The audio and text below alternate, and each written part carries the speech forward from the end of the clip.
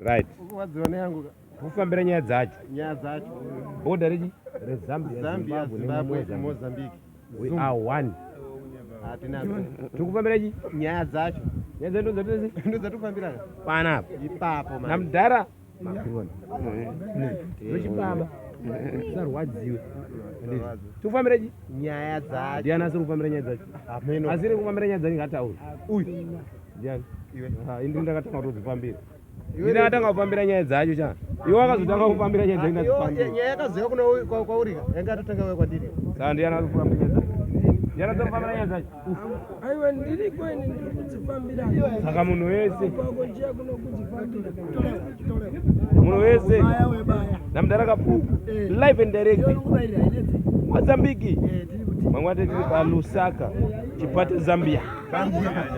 Zambia chipata. Todzakana kutete. Nyadzokiri neko. Takenda kutete. Zimbabwe. Live and direct.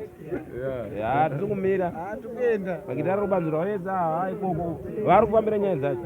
Takatotiza zvinhu zvataita zve. Oshegeda wambomona. Shegeda asi panetu.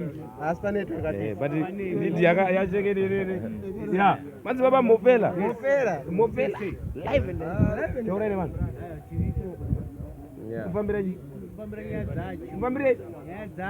Kufambire. Ndara mufambire. Kufambire. Ya, kufambire idzodzo.